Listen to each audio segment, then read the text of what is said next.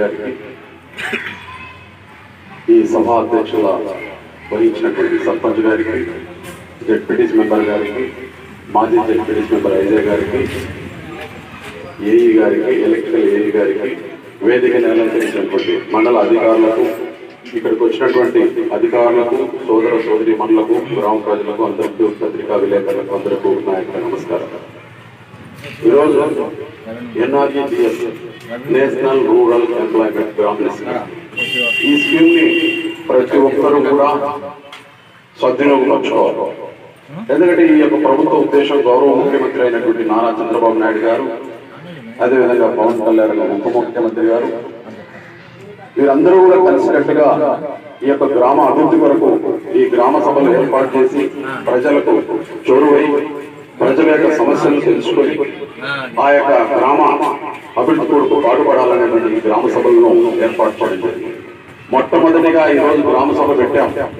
గత ప్రభుత్వాల్లో ఎంతవరకు జరిగాయి అని మీరందరూ కూడా మీ మనస్సాక్షిగా ప్రశ్నించుకోవాల్సిన అవసరం ఏంటంటే, ఈరోజు చాలా నిర్లక్ష్య వైఖరి చేశారని అని చెప్పడం జరిగింది. అది కాదు గతంలో. కానీ గ్రామ సభలు ఏ రోజు కూడా గ్రామ సభల్లో చేసినటువంటి ఉపాధి పనులు అయితే కానీ ఎంత దుర్వినియోగం అయ్యాయనేటువంటి ఆలోచన ఒకసారి ఆలోచన చేస్తే, ఈరోజు ఈ ప్రభుత్వంలో మరి పవన్ కళ్యాణ్ గారు ఎలాంటి దుర్వినియోగం జరగకుండా, పొరపాటు జరగకుండా ప్రజలకు, రైతులకు, గ్రామ అభివృద్ధి కొరకు పాటుపడే విధంగా ఈ యొక్క కార్యక్రమాన్ని ఏర్పాటు చేస్తున్నారంటే మనం ఎంతో గర్వించదగ్గ విషయం.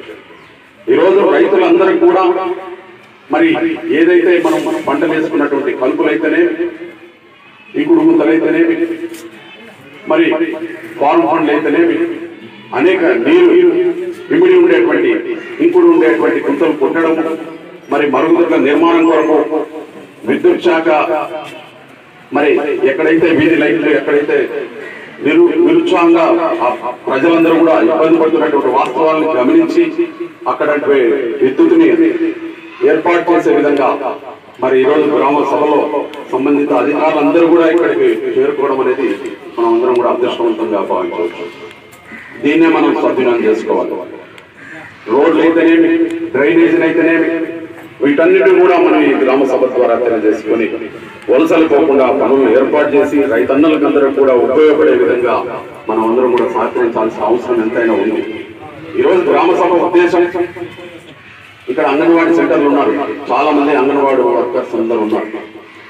ఇక్కడ చాలా వరకు అంగన్వాడీ సెంటర్లు లేవు. వాటన్నింటిని కూడా మనం పరిష్కారం చేసే విధంగా ఐసిడిఎస్ తరఫున మరి ప్రభుత్వ విధానాలు కూడా వస్తున్నాయి. తప్పకుండా కూడా అవన్నీ కూడా నిర్మాణం చేస్తారు. ఆ యొక్క నిర్మాణాన్ని కూడా ప్రజలు వాటిలో అందరూ కూడా సద్వినియోగం చేసుకొని మరి ఉపయోగపడే విధంగా అందరికి మనం సహకరించాల్సిన అవసరం ఎంతైనా ఈ సభలో. అదే కాదు, ఈరోజు తాగునీటి సమస్య చాలా వరకు తీవ్రంగా ఉందని గ్రామాల్లో అప్పుడప్పుడు మనకు వింటుంటాం సమాజంలో. అలాంటి సమస్యలు కూడా ఈరోజు మనకు 2 ట్యాంకులు ఉన్నాయి. 3వ ట్యాంక్ నిర్మాణం కొరకు ఈ సభ ద్వారా సంత బజార్లో నిర్మాణం ఏర్పాటు చేస్తారని ఈ సభ ద్వారా తెలియజేస్తూ మరి ఆర్డబ్ల్యూఎస్ సంబంధిత అధికారులకు తెలియజేస్తా ఉన్నాం. ఈరోజు ఒక ట్యాంక్ ఏర్పాటు చేసి మరి ఇంటింటికి కొలాయి అని చెప్పి చెప్పడం జరిగింది. వాటిని పరిష్కారం చేసే విధంగా ఎక్కడైతే గ్రౌండ్ వాటర్ లెవెల్స్ ఉన్నాయో వాటన్నిటిని పరిష్కారం చేసే కోసం పర్యవేక్షణ జరుగుతుంది. తప్పకుండా కూడా నీళ్లు ప్రజలందరూ కూడా చొరవ చేసే విధంగా మేము ప్రయత్నం చేస్తాం.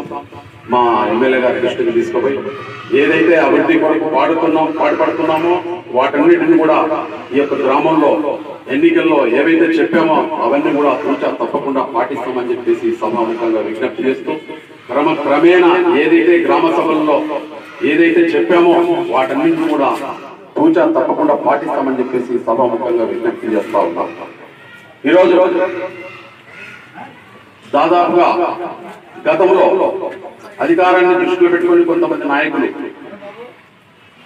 వారి యొక్క తప్పులు ఈరోజు ఎందుకు సభ దృష్టికి తీసుకుని వస్తున్నారంటే, ఆ తప్పుని మేము అధికారంలో ఉంటూ అలాంటి తప్పులు చేయకూడదు అనేటువంటి భావనతో ఈరోజు ఈ సభ దృష్టికి తీసుకురావడం జరుగుతుంది. గతంలో ఎంతో మంది రైతులు ఉంటారు, ఎంతో మంది నాయకులు ఉంటారు. వారి వారి అధికారులందరూ కూడా ఈ యొక్క సభ దృష్టికి ఎందుకు తీసుకొని వస్తున్నారంటే కొన్ని పొరపాట్లు జరిగాయి. ఎన్నో వందల సంవత్సరాల నుంచి మన ఇళ్ళ ముందర కానీ మన పొలాల ముందర ఉన్నా కానీ వాటిని వాళ్ళే ఆ రైతులకు అక్కడ ఉన్నటువంటి వ్యక్తులకు వర్తించే విధంగా మరి గవర్నమెంట్ ఏ రూల్ పొజిషన్ ప్రకారంగా వర్తిస్తుందో ఆ యొక్క వర్తింప చేసే విధంగా అధికారులు అందరికీ సహకరించాల్సిన అవసరం ఎంతైనా ఉంది.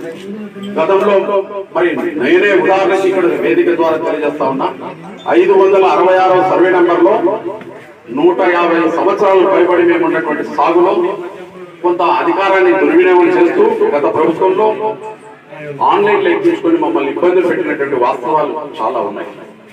అంతేకాదు ఎంతో మంది వాళ్ళు కూడా మరి పొలాలు కానివ్వండి, స్థలాలు కానివ్వండి, అనేకమైనటువంటి ప్రభుత్వ ఆస్తులను కూడా ఎక్కించుకున్నటువంటి వాస్తవాలు, ఎవరికైతే బీదరికించినటువంటి వాళ్ళందరితో కూడా పర్చేజ్ చేసి కొనుక్కున్నటువంటి వాస్తవాలను కూడా వెలుగులోకి తీసుకురాకుండా ఇతరుల మీద దోచుకుంటూ అనేకమైన కేసులు ఇబ్బంది పెడుతున్నటువంటి వాస్తవాలు తీసుకురావద్దు. అధికారులకు అందరూ కూడా విజ్ఞప్తి, ఎవరైతే అవసరాలకు అమ్ముకుంటారో చేసుకుంటారో అది కొనుక్కోకూడదా అనేటువంటి ప్రభుత్వ విధానాలు ఉన్నాయి.